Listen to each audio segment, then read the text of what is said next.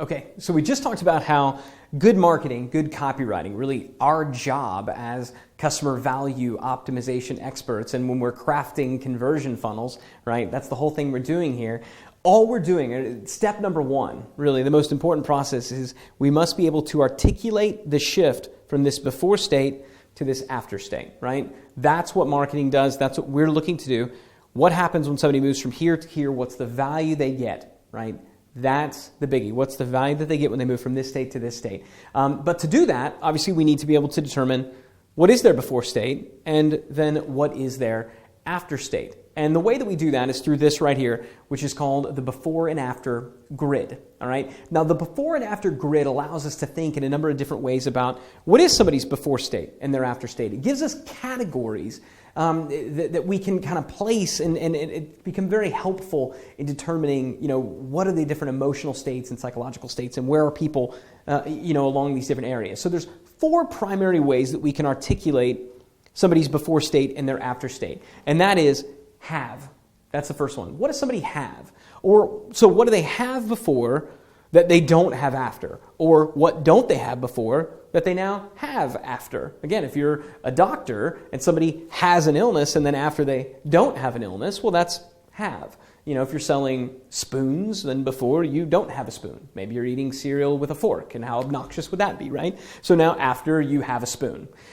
Have is the simplest, and this is where most ordinary marketers stop. This is where most ordinary copywriters stop in the description of, wow, when you buy this product, you're going to have this.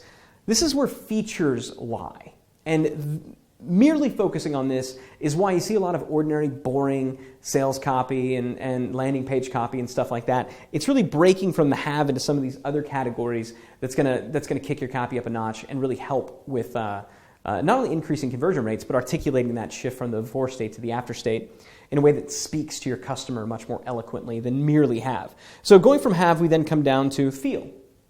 So how does your product or service change the way that someone feels? Okay, how does your product or service change the way that someone feels? Then we move down to average day, right? How can you change someone's average day? Can you change the story that they tell about themselves? Can you change their narrative? This is big, because sometimes some of the most compelling sales copy in the world comes from story. It comes from narrative. And when we speak to someone's average day, maybe you can shift them from a before where, their average day is like, is terrible. It's the worst day of their life, and they're living it every day. And now it's the best day of their life repeated over and over again.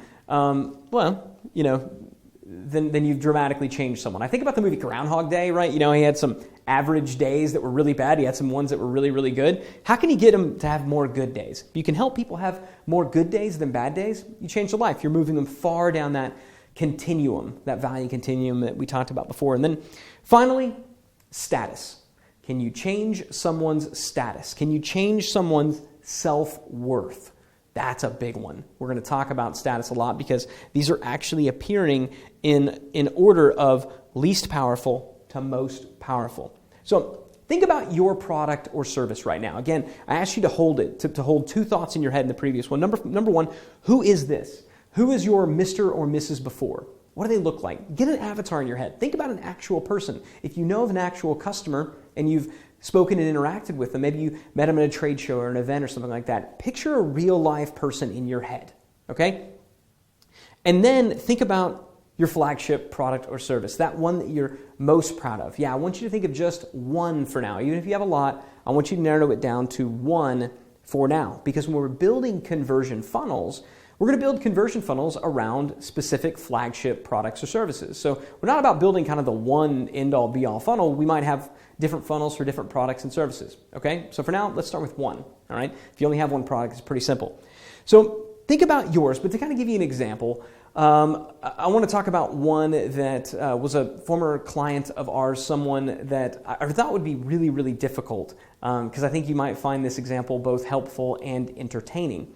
So what they sold is they sold an infant tub, okay? An infant tub, and it was a foam tub that you would bathe an infant in. And if you have ever bathed an infant, you know it's a terrifying and frustrating experience. I mean, I have 4 kids myself, and it never got easier. Like every time we bring this brand new baby home from the hospital, go to bathe them, and you've got this tiny little baby, and you're going to put him in this cold, hard tub, and you fill it with just enough water they can get wet, but not drown the kid, right? And it's frustrating, it's terrifying. The kid hates it, you hate it. It's miserable. Absolutely miserable. So, who is the before? Well, the before, if I'm selling that, then I'm going to picture in my brain a mom, right? I'm going to picture in my brain a mom, because while I bathe my kids a lot, let's face it, my wife did it a lot more than I do. So my before person is a mom, okay? Probably an underappreciated mom. And so we're going to talk about all the different ways in which this seemingly innocuous product, this foam infant bathing tub, moves our unappreciated mom from before state to an after state. Okay? So let's think about this right now. So before, what do they have? Well, before they have a cold, hard tub. That's all you got, right? After, you have a warm, squishy tub. Now, this is where, again, most ordinary marketers and copywriters would stop. They would say, don't bathe your kid in a cold, hard tub. Instead, bathe them in a warm, squishy tub. Our tub is made with NASA-proven polymers that, when filled with water, tons of blah, blah, blah, blah, blah, blah, blah. And they talk about the product. That's all they do is they talk about the product. So this is helpful. This is good. It's a good place to start. But clearly, this is not where we're going to stop. Okay? So let's move on. Feel. Can a soft, squishy tub change the way that a mom feels? Well, before, mom feels scared and frustrated, especially if you're bathing your brand new baby for one of the first times. It's really, if you've done it, it is terrifying. You don't want to break this kid, but you're going to hold a tiny little infant, you're going to get them all soapy and wet, and then try to not drop them, right? Scared and frustrated. It's an understatement. You know this if you've bathed infants. After, confident and in control. And there's nothing more than a new mom wants to feel like than confident and in control. Because if you've ever had any experience with new moms, they feel typically anything but confident and in control. And if you can give them confidence and control, then you've given them a lot. They've moved pretty far on that value continuum. All right, so that's feel. What about average day? Well, the average day, bath time is terrible. It's the worst time of the day. You're trying to come up with all these reasons that maybe I don't have to bathe this kid, right? They only spit up on themselves 130 times and they only poop 17 times, right? So they don't actually need a bath today, right? They're fine. They're clean enough, right? Well, no, we don't. We need to bathe our children, right? So bath time's terrible. We don't want to do it. But instead, what if bath time was a breeze? What if bath time was an enjoyable time because you're sitting there and you're able to enjoy that special time with your baby? They're only infants for such a brief period of time, and you want to enjoy every precious moment, right? Now that time, which is fleeting, again, my oldest is not a baby anymore, right? So the baby years are over. I can tell you that time is fleeting, and so what this tub is doing is it's not only changing, the worst part of the day to the best part of the day. It's actually buying them their time back, right? They're buying them some of that time, some of those precious moments. So now you have a tub that delivers precious moments in a time that would otherwise be terrible. Big deal, right? This is a big deal. What about status? Can a soft, squishy tub change status? Sure. Before, remember, mom is unappreciated. Because pretty much, tragically, all moms are going to be unappreciated, save maybe one day a year, maybe 2 if they remember a birthday, right? So unappreciated. After, well, now mom is super mom. Why is mom super mom? Well, the reason that mom is super mom is because when she's hanging out with all the other moms and they're complaining about how terrible bath time is and how scared and frustrated it is because they have a cold, hard tub, she's able to say, well, fortunately, for me, bath time is a breeze. It's actually one of the most precious moments. I love that time. I feel confident and in control because I have a warm, squishy tub. See how that happens? You become supermom because they experience the after.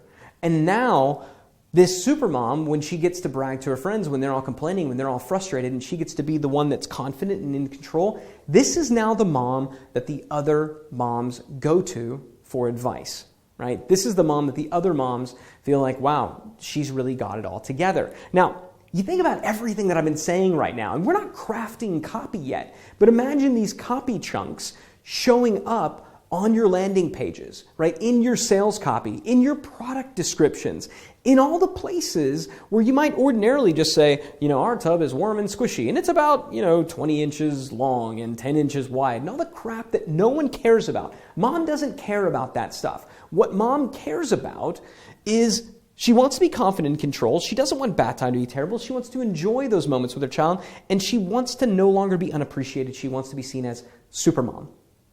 To the extent that you can pack more of these after-based copy chunks into your sales message, you will see your conversion rates skyrocket. And if you are doing this for a client, you're going to look like an absolute genius. Either way, even if you're not writing copy, if you complete one of these before and after grids for if you complete a before and after grid and hand it off to a copywriter, you're giving them a tremendous gift and a tremendous shortcut. Okay, so that's a before and after grid for a bathtub. What I want to do is give you another example of a service that is even more innocuous than a baby tub, but we'll save that one for the next video.